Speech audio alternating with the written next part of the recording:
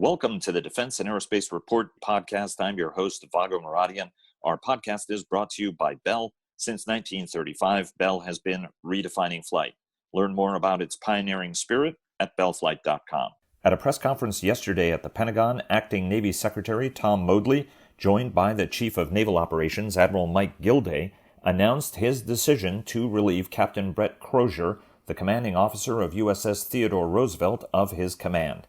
Modly said that he had lost confidence in Crozier's leadership in the wake of the disclosure of a letter the carrier commander wrote asking his superiors for permission to offload to shore as many of his 4,800 sailors as possible after nearly 100 were diagnosed with coronavirus.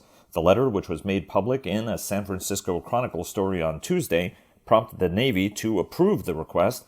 Joining us now to discuss Modly's decision to relieve Crozier of his command are two retired United States Navy commanders, Brian McGrath of the Ferry Bridge Consultancy, who still advises senior Navy figures, and Chris Cervello from our team, who's a former Navy public affairs officer. I should also note, graduate of the United States Naval Academy, whereas Brian is a proud Cavalier and UVA grad. Gentlemen, thanks very much for joining us. Good to be here. Thanks, Vago. And a quick shout out to all of our sponsors. Our global coverage is sponsored by Leonardo DRS. Northrop Grumman sponsors our weekly cyber report and broader cyber coverage. Fincantieri Marinette Marine sponsors our naval coverage. And of course, Bell sponsors our podcast. The second part of the interview with former Deputy Defense Secretary Bob Work will air tomorrow on Saturday while we cover this breaking news today. Brian, let's start with you. You commanded a guided missile destroyer. You were kind enough to join, you and Chris both joined us a couple of days ago when Captain Crozier's letter was first made public. I think just about everybody knew how this play was going to end, right? I mean, it's a news story. I think if he had survived, it's a little bit less of a news story, right? It's sort of a whether man bites dog or dog bites man. Talk to us, though, about what this decision means, whether it was correct. There's a lot of debate about this in naval circles, most of it sharply critical of the Navy's decision to relieve the captain of his command. Talk to us about where you fall on this debate. Yeah, I was a little surprised it happened as fast as it did. I thought from a tactical standpoint, the optics of doing so quickly might have reflected poorly on the Navy. And I think as time passes, we'll see that they are reflecting poorly on the Navy. I would like to think that if I were in Captain Crozier's position, I too would have been screaming and yelling to get more help for my ship. And I believe what he did was a right thing. It's not necessarily the only right thing that he could have done, but it was a right thing. I think when he decided to do it, he knew darn well that it would likely result in his being relieved of that command. I think Secretary Modly's decision to relieve Crozier is also a right thing. It's not the only right thing, but it is a right thing. I believe that Crozier's letter was a wonderful summary of a man who knew better than anyone else what was happening within the skin of his own ship, but it showed a lack of understanding for the totality of the pandemic across the Navy, which is what Modly and the CNO were dealing with. And because of the transmission paths that the captain chose to forward this letter, it was certain to find its way into open source reporting. Modly, I think, had little choice but to fire the captain. I thought it would happen probably 60 or 90 days from now rather than immediately. But I think both men did what they thought was right, and they did what can be considered a right thing. Chris, you were a Navy public affairs officer. You're looking at this from a different eye, but also the eye of the naval officer as well. How did you see this situation ultimately? And with all due respect, I totally don't buy it. He sent it around in a way that it leaked. All Navy personnel have an obligation to keep their mouths shut when it comes to something like this. Their first inclination should not be, oh, look, I know somebody at the San Francisco Chronicle and let me send it to them. and I'm stunned I'm saying this as a professional reporter who does believe in greater openness, but at the end of the day, loose lips are what sinks ships, right? It's not the reporter's fault that somebody in the Navy, put this out the way that they did. But Chris, I want to sort of get your take on this as well. You and I had the opportunity to speak yesterday, and when this was initially announced, I had great difficulty with it. And then after having an opportunity to think about it and spend a little bit more time, I think I've kind of come down closer to where Brian is. I walk away thinking what was incorrect, or what I really take issue with, is how it was handled in the execution of it. I do not believe that it had to happen yesterday. That ship is tied up in Guam. There's a flag officer embarked. There is a flag officer in Guam. He has the attention of the Pacific Fleet. Removing the captain yesterday, in my opinion, only made things worse for the entire Navy. Regardless of the Secretary's intentions, I think that most commanding officers around the fleet, and I think most sailors, take this as a gut punch. And I don't think in a time of great challenge, it helps make the fleet more ready. And I don't think it helps the fleet get through this pandemic. But it's not just a question of how it was handled. The question is, what were the underlying circumstances? I mean, and the three of us, along with other navalists, have been discussing the issue of naval leadership for quite some time, or maybe we should say the paucity or the challenges of naval leadership to a degree. What does it tell you that the commanding officer of an aircraft carrier needs to write a letter like this to get help for his ship, knowing that he's putting himself in a career-ending moment, but doing so for the benefit of his sailors, right? What does this tell you about the esteem in which people hold their chain of command? It suggests to me that Captain Crozier was not getting the support that he believed he needed to handle the crisis that he had identified. I believe that there will be a deeper investigation, and I will be shocked if it does not turn out that there were others in his chain of command who did not see his circumstances as dire as he did, and that were less forward-leaning in problem solving, perhaps, than Crozier was. Which is ultimate. See, either Crozier is the most unsophisticated person to ever be given command of a carrier, or he knew exactly what he was doing. I tend to think he knew exactly what he was doing, and he had reached the point where he decided that his command was not worth the death of people under his command, and he let it ride. It will be interesting in the calm light of accumulated experience to see what were the circumstances. What did the email say back and forth up and down the chain of command? What led this man to say, I will go no farther? That I don't know yet. We have to figure out why, in the moment of absolute crisis, why the layers of senior folks that a captain is supposed to rely on for direction, for support, for help, for mentoring, whatever the right way to describe it is, why that broke down and why we found ourselves in the situation that we found ourselves in. I mean, there will be lots of blame and there will be lots of poking, but I hope we figure out how to get better out of this when all's said and done. There is a sense that politics were a factor in this. And I think that anybody who recognizes that it's not, I think, may be highly naive. I know there's a tendency of sort of separating that the military does its own thing for its own reasons, but politics play an important role in this. The question a lot of people are asking is, what on earth changed between the press conference on Wednesday, in which both the Secretary of the Navy as well as the Chief of Naval Operations were saying that Captain Crozier did exactly what that Navy leaders wanted of their commanders to ask for help when they need it in the wake of the Fitzgerald and the McCain incidents and other incidents where, information was not passed up the chain of command that should have been passed up the chain of command, or concerns were not voiced. And as you guys know, there is a lot of consideration whether or not the decision on the part of the acting Navy Secretary was a political decision to curry favor with his boss at the Defense Department, who was not particularly happy to see this story come forward, or the White House that wasn't particularly happy to see this story come out. And if you want to succeed and become the Navy Secretary, you may do things to try to please your bosses. Or they may have transmitted to him, hey, this is how this has got to end, and you got to get rid of this, in which case, everybody has a senior at the end of the day. Talk to us about the political dimensions of this and the drivers of it, and whether or not it achieves what everybody might have wanted to achieve at the end of the day.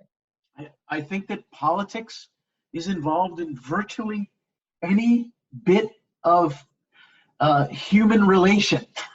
It's the way, it's part of everything. And it runs in the background, especially in Washington, especially in the Pentagon. I think I would be naive and unsophisticated if I thought anything but. However, I think there is also a component of this, and I would like to give Mr. Moodley the benefit of the doubt. I don't know him. I would like to give him the benefit of the doubt from the perspective of, I try to put myself in the same position. And ultimately, I think about what the captain did. Let's face it, the chain of command has put Moodley in a really bad position.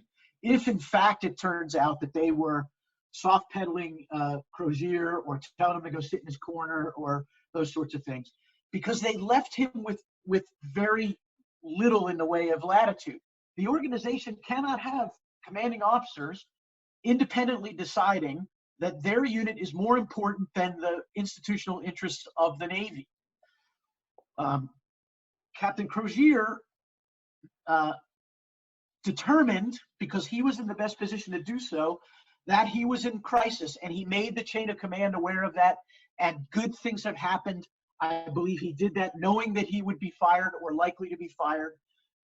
The problem isn't Moodley. The problem isn't Crozier. I think the problem is going to be the people in the middle, and they left. I think they left Moodley with little in the way of. I mean, hell, I would love to attack Moodley on political grounds. I'd love to attack Esper on political grounds. That's my go-to. That's where. But I also think through the institution and what its interests are, and its interests are in having commanding officers go through the established procedures to get what they need done. The captain didn't do this, and it embarrassed the entire Navy, and it revealed a significant strategic readiness hole in the most important theater we have. That cannot just happen without consequence.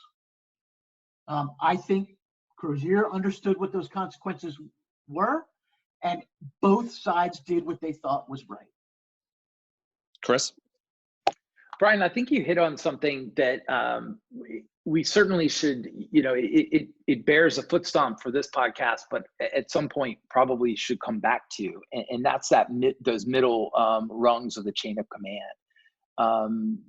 I don't have specific data, but it feels very much that many of these instances end up where they end up because of the inability, for whatever reason, for the middle rungs of the chain of command, somewhere between a unit commander and the CNO or the secretary or some 3 or 4 star, the inability of those rungs to be able to handle the problem or counsel and course correct the unit commander in a way that doesn't result in either a bigger crisis or something that is a PR black eye for the Navy. It just feels like we keep coming back to that trend.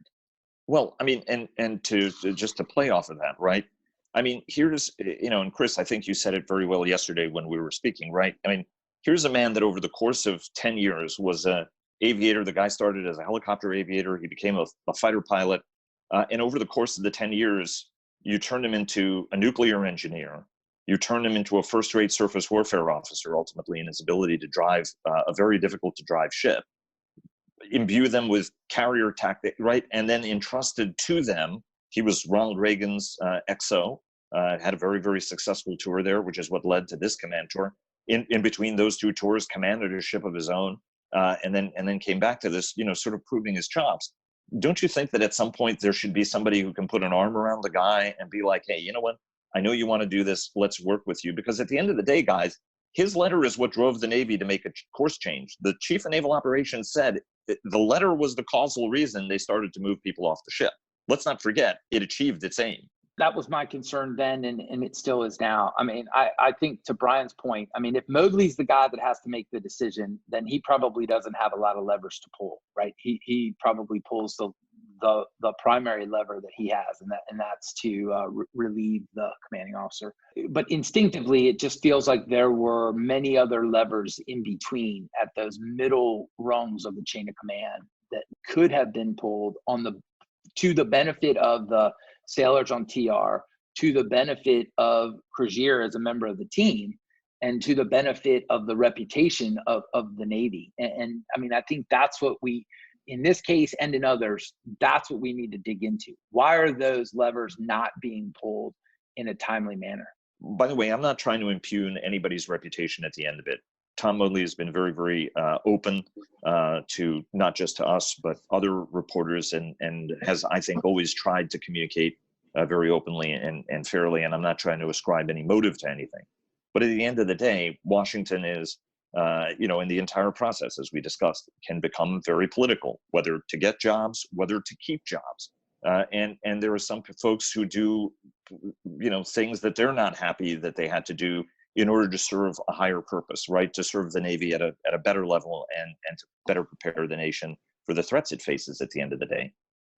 The question that I'm sort of somewhat more focused on is, how does all of that change in 24 hours? And what was the rush to make this decision now and not to handle it in a more sort of discreet way so that the Navy itself ends up without a black eye in the end of doing something that may have been a necessity? I don't have a good answer for you. I don't know what changed unless they did some computer forensics from Captain Crozier's account on the Theodore Roosevelt, which everyone, when you use those computers, understands is something you are subject to. If they did some forensics and determined that he had widely shared his letter with others, I don't believe Moodley accused him of leaking the letter. I think the reference to his hometown newspaper was about as obvious a play as you could make, and I think if he had it back, the secretary would take that back. At least I hope he would. But they determined over the course of time that it had been widely distributed in an unclassified way, and we don't know who was on the distro, right? I don't know. So maybe in the course of that time, they just looked at it like, well, this is just irresponsible. We just can't have this. I get that that's unsatisfying. I wish that they had determined to just let this go quiet and answer with an overwhelming response, and then sack this guy a couple months from now. I wish the Navy had done it that way, but something happened. Maybe it's politics, but I'm not going to be naive enough to think that politics doesn't come into these things. Probably did. I just don't know for sure. Let's just talk about the political process a moment, and members of Congress and Congress writ large about how they may be impacting the system. Navy leaders, Mike Mullen, most notably, a former chairman of the Joint Chiefs of Staff and a former chief of naval operations, who would always, with passion, tell the story about him being a lieutenant of a small oiler and running over a buoy and getting a second chance. Although it's not abundantly clear whether or not people got lots of second chances when Mike Mullen was CNO, as people have sort of observed. How complicit is Congress in the Navy's overzealous application of the holiness of command and the need to hold people accountable, because you can track a lot of this directly to Tailhook and how the Navy didn't really respond particularly well to it, and that members of Congress had to force that, which in turn then forced leaders since then to sort of hold people to perhaps a level of accountability and public accountability, which may not actually be good for commanders or the service or the entire notion of naval command, much of which is based on initiative, right? I mean, the whole idea was to train up a Brian McGrath so that you give them USS Bulkley and they go over the horizon in harm's way and do the right thing, even if they don't have a radio. When I think about Mike Mullen and his story, and I think about Chester Nimitz and their story, what makes those stories notable is the fact that both of those men did in fact rise to great prominence in the Navy during their time. And what makes them notable is that they are exceptional.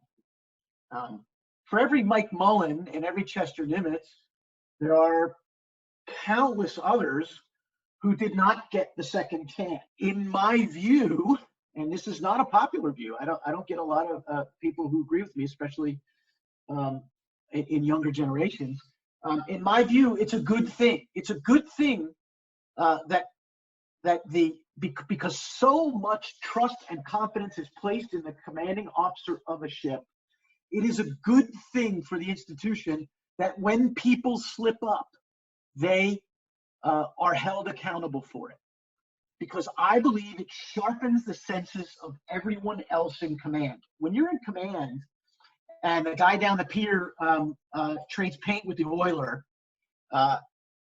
and the investigation comes out and you get to read it, you read it with your teams, you deconstruct it, you make diagrams, everybody learns from it, and everybody says, this is how, this is what they did, this is what they didn't do. Maybe we have to look at these procedures. Ultimately, I am a believer in that system. It is a harsh, unremitting system, and people like to talk about the exceptions, and there are exceptions that worked out really, really well. There are also far more numerous instances where the person removed from command deserved to be removed from command and had exhibited either professional or personal faults and failings that made them absolutely unsuited to continue in that position. Chris? 2 points. One, to build on what Brian said, I do agree with that view, and I think it largely is a good system. What concerns me is when people are unable to learn from these. You can say there's always something to learn, but I want to build on that culture. I want to build on that idea, and I want to help them learn from it. And when we do things that are where the learning point is not obvious or it's lost in the noise, I think it causes that or encourages that culture to learn the wrong lessons. So I want to try to make those conversations between either peers or mentors and mentees or leaders in their crew. I want to help make those conversations more logical so that the institution gets better and we make new mistakes and not the same mistakes over and over again. And that's from somebody that has made numerous mistakes in their life and tries to learn from each and every one. To the point though about Congress, I think the environment that we find ourselves in, there are lots of people that are responsible. And I use that word in its purest form. I don't assign blame to it, but I think they are part of where we find ourselves. I think the Navy and its culture is a part, and that's no surprise. I mean, any organization's culture is going to shape how it thinks and how it acts. I think society and where society is and how society communicates and its values are a part of this. And I do think that Congress and how Congress chooses to engage with the services and how Congress chooses to exercise its oversight has accelerated the decision process of senior leaders, so that maybe the idea of taking time and being more sequenced or being more thoughtful or getting more of your ducks in a row ahead of pulling the trigger is just not possible because of the outside pressures. So I think if we were ever to take a large look at this, I think there'd be lots of groups that you'd want to dig into and want to figure out how they could do it better or do it different if your goal in the end is to drive an alternative outcome. From the movie Patton, I think Rommel referred to Patton as a magnificent anachronism. And the Navy's concept of command is one of those magnificent anachronisms. You go back to the Hobson's Choice article in the Wall Street Journal in 1954 after a destroyer and an aircraft carrier collided and killed several hundred sailors. There were questions 60 some odd years ago as to whether the Navy's holding people, the captain responsible for these kinds of things, was consistent with what was considered a modern society in 1954. It's now 2020. We are even more modern. Accountability is even more diffused. I would say sometimes accountability is unevenly accounted for in the Navy. But this is the place. This command at sea is this magnificent anachronism where we continue to look at that job differently than we do other jobs, and it's something that I think is a great strength of the Navy rather than a weakness. My parting thought on this, however, would be that there has been a lot of hope placed that one CNO after another was going to try to address this challenge and to try to address some of the gaps and seams about how senior leaders talk and what the reality of the force and how some of those messages are actually received on the deck plates. It's about defending the institution, but not really looking at addressing the institution's flaws. And so as long as we can keep firing people, you don't have to change the institution. You know, the Navy fell behind the decision to get rid of Moran for a perceived issue that was false, but just make it go away. And so the institution escapes accountability. And I think that that is something that everybody out there recognizes, and that is a big problem that needs to be addressed. And so that to me is sort of a seminal issue that still has to be addressed. But I think this is a conversation I would love to continue having with you two august and handsome gentlemen. I know that was very important to give you that shout out, Brian. Guys, thanks very much for joining us. Really appreciate it. And certainly look forward to having you back on to discuss this important topic. Thanks very much for joining us. Check out our interviews on our website as well as our daily podcast. Look for the weekly cyber report sponsored by Northrop Grumman. For more than 80 years, Bell has pushed past the boundaries of what's possible to drive aviation forward, going above and beyond flight, bellflight.com. Thanks again to all of you for listening and to Bell for their generous sponsorship, and we'll see you again tomorrow.